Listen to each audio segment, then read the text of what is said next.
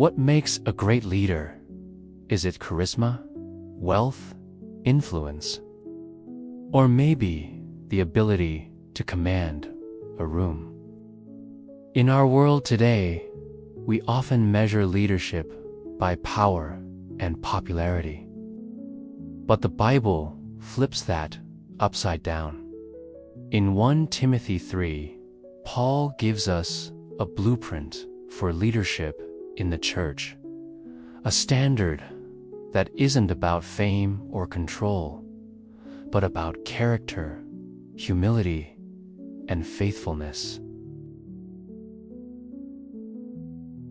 Paul writes to Timothy, a young pastor in Ephesus, about what kind of people should lead God's household. He describes leaders, overseers, and deacons not by their skills first, but by their integrity.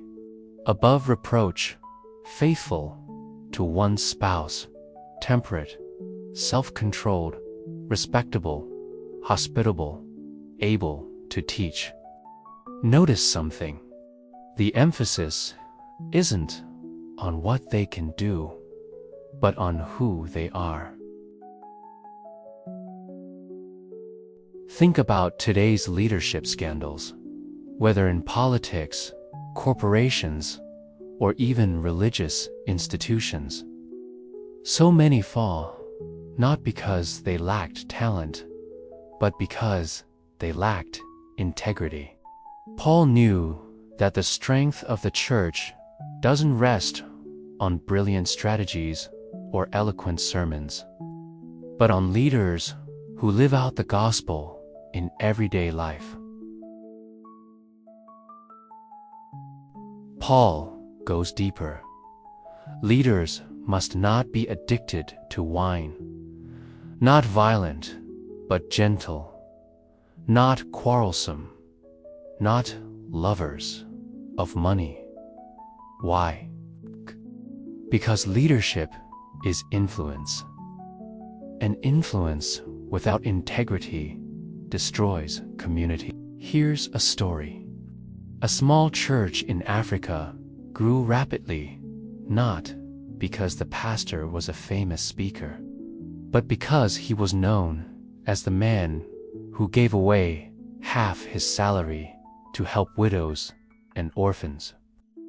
His sermons were powerful because his life was consistent with his words. That's Paul's vision. Leadership built on sacrificial love. So, how do we apply this in the modern world? Maybe you're not a pastor, but you lead in your workplace, your family, your school, or even just among friends. The same principles apply. Lead with honesty when others take shortcuts. Lead with humility when others chase recognition. Lead with generosity when others cling to what they have. Leadership isn't about position. It's about example. If you want to grow as a Christian leader, start small. Build habits of prayer and self-control. Be faithful in your relationships. Practice hospitality. Invite people into your life, not just your living room, and seek accountability.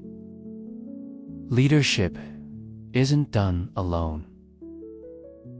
Even Paul had Barnabas, Timothy, and others walking with him. True leadership is rare in today's world, but it's exactly what God calls us to embody. The church doesn't need perfect leaders.